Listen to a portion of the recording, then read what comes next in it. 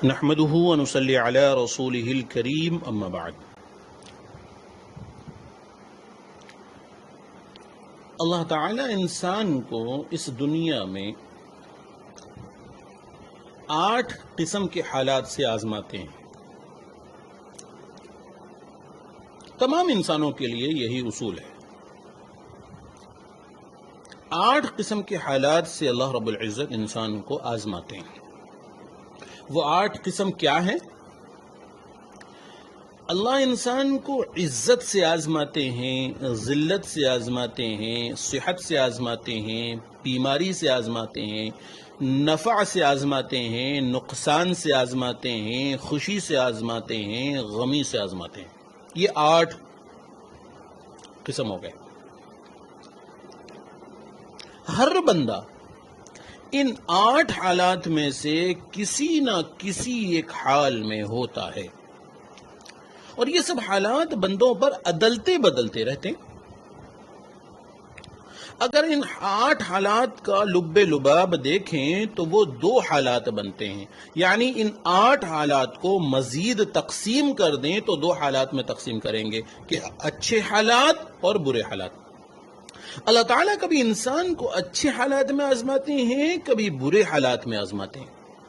اچھے حال میں اس لیے آزماتے ہیں کہ میرا یہ بندہ میری دی ہوئی نعمتوں کا شکر ادا کرتا ہے یا نہیں کرتا، اور برے حالات میں اس لیے آزماتے ہیں کہ میرا یہ بندہ مشکلات پر صبر کرتا ہے یا نہیں کرتا۔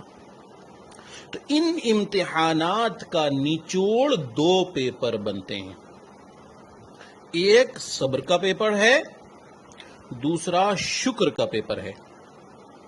اللہ تعالیٰ کبھی نعمتیں دے کر آزماتے ہیں اور وہ شکر کا پیپر ہوتا ہے، وہ ٹھیک حل کرتا ہے یا نہیں کرتا۔ اگر انسان نعمتوں سے غافل ہو جاتا ہے، نافرمانی پر اتر آتا ہے، دنیا داری میں لگ جاتا ہے، نفس کی خواہشات پوری کرنے میں لگ جاتا ہے، تو یہ اپنے پیپر میں فیل ہو جاتا ہے۔ اسی طرح اگر اللہ تعالیٰ نے مشکل حالات بھیجے اور ان مشکل حالات میں اگر یہ بندہ مایوسی کا شکار ہو جاتا ہے، دین کے اعمال سے ہٹ جاتا ہے، تو گویا اس نے صبر نہیں کیا، یہ بھی اپنے پیپر میں فیل ہو جاتا ہے۔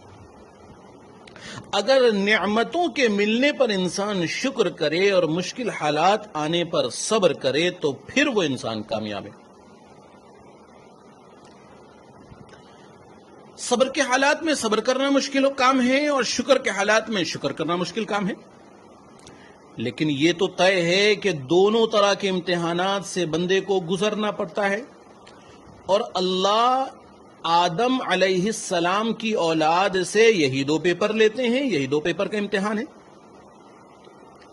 اچھا، ہمارا حال یہ ہے کہ شکر کے امتحان میں تو شاید کسی حد تک پاس ہو بھی جاتے ہیں، لیکن جب صبر کا امتحان آتا ہے ہم مایوسی کا شکار ہو جاتے ہیں، اللہ تعالیٰ کے شکوے شروع کر دیتے ہیں، بے صبری کا مظاہرہ کرنے لگ جاتے ہیں۔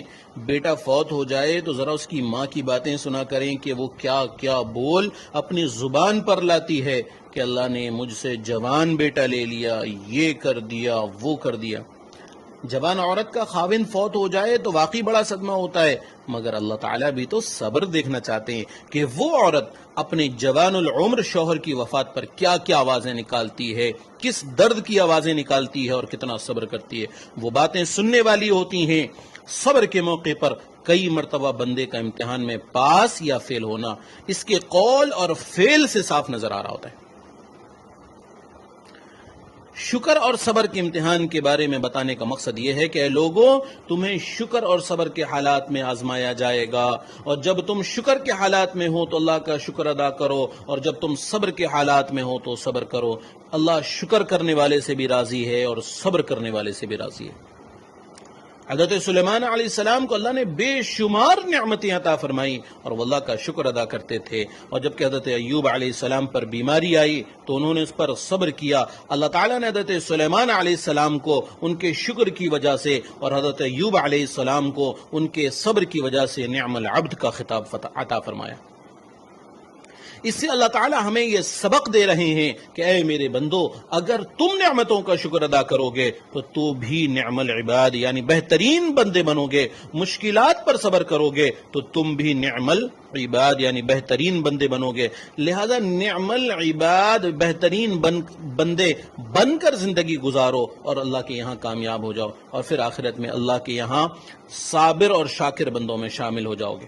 اللہ تعالی ہمیں شکر کے حالات میں شکر کرنے والا اور صبر کے حالات میں صبر کرنے والا بنائے اور آخرت میں اپنا دیدار عطا فرمائے۔